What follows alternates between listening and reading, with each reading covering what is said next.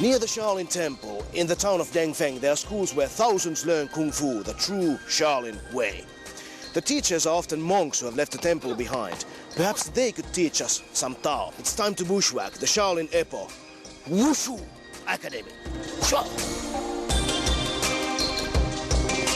This is the notorious student/coach, Wang Shun. He's gonna deliver me some decent disciplinary measures.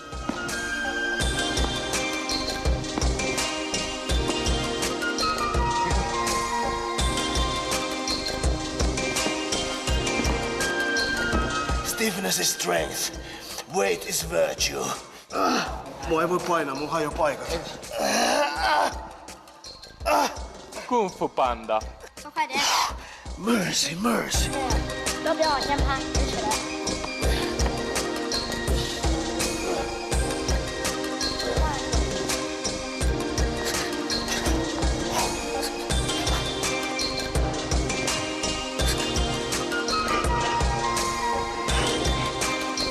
I quit. Training is for the untalented. I want to fight.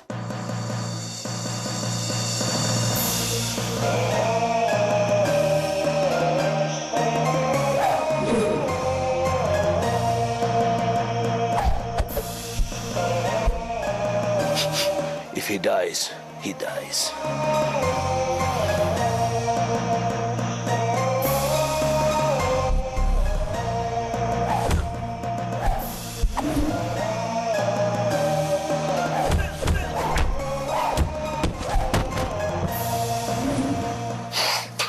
I let him win.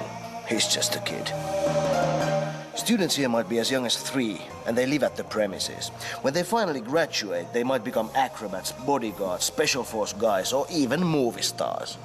Is there more to Kung Fu than a 1,000-year-old tradition reduced to luring in the tourist shekel?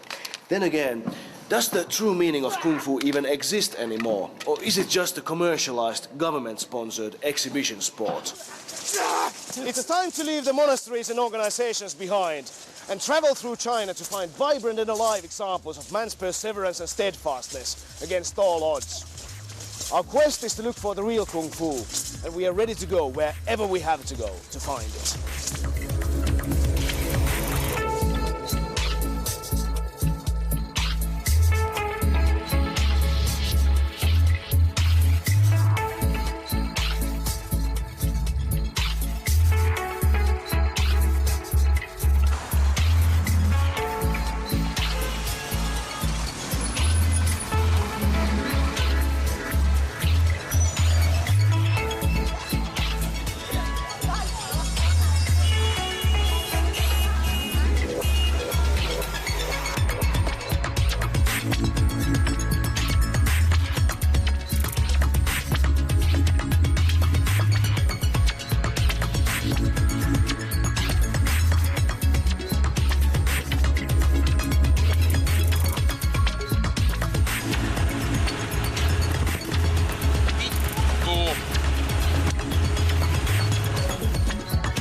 The word Kung Fu is almost impossible to translate. In short, it means achievement through great effort.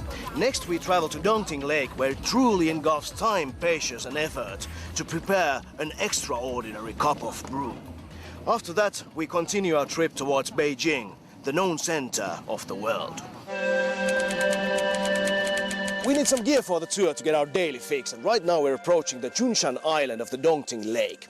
Shrouded in eternal mist, this transcendental territory is home for one of the most rarefied herbs in existence, the silver needles. I'm of course talking about the world's most popular central nervous system stimulants, tea.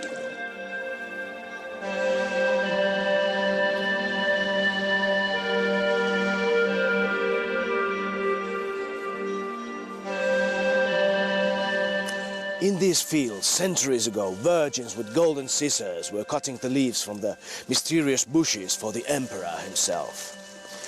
Once a year, the first sprouts are collected as crème de la crème, and the harvest is only 400 kilos.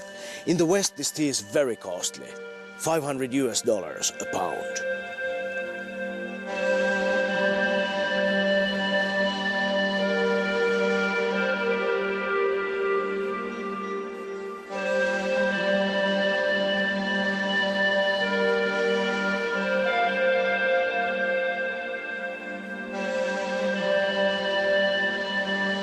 That's the sprout.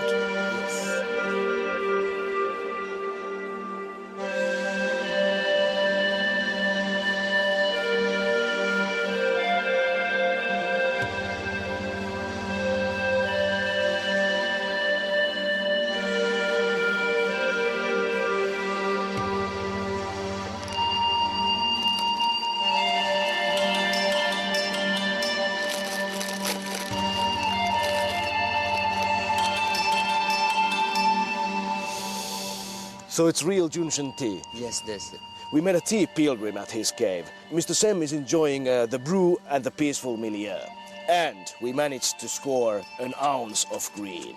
The last leaves of the last batch left for this year. Ladies and gentlemen, it's 4:20 time. So where are you coming from? I'm coming from Malaysia. All the way from Malaysia? Yeah, all the way from Malaysia for the silver needle. It's beautiful, it's beautiful. Yeah. A true herb from the god, Jah Rastafari. So what are the silver needles? The silver needle is the top 10 tea, one of the top 10 tea in China. What makes it so special? Because the silver needle will dancing. The leaf will going up and down and up and down. It's quite special. The tea dancing means the leaf going up and down, up and down, up and down. The leaf is dancing. See?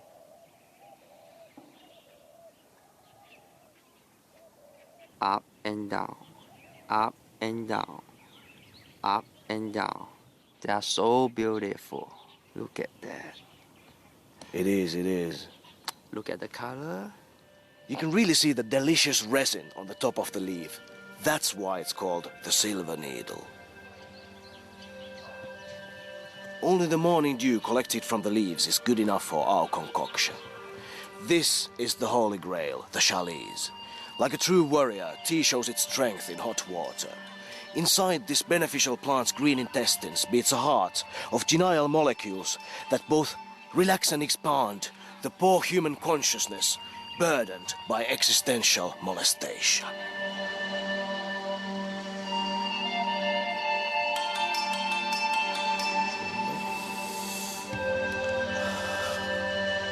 How about taste it?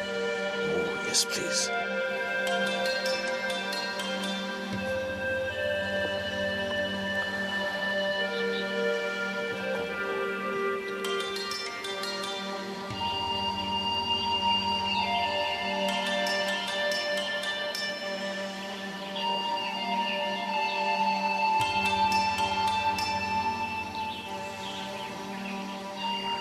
Our minds are purified and we understand the essence of all things.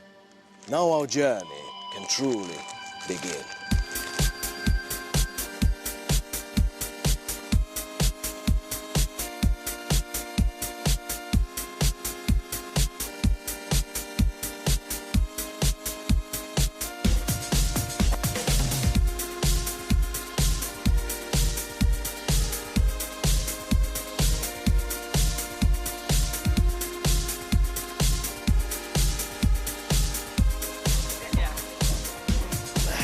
Okay, a short stopover in a city which looks pretty common but carries a certain specialty.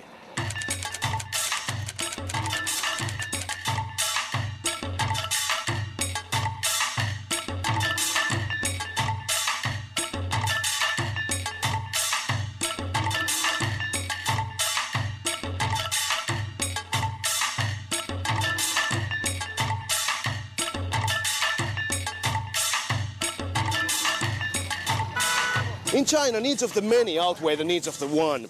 That's their secret in producing championship athletes. Xie. Another example of the volume producing talent is this town of Wushao. In here, there's at least one circus performer in every family. Acrobats and jugglers of all ages and sizes inhabit this perplexing little town. This certainly reminds Madventures of the Kung Fu basics. Time and work applied to a certain skill, as Pueblo of Wuchao seem to have dedicated their whole lives to their craft.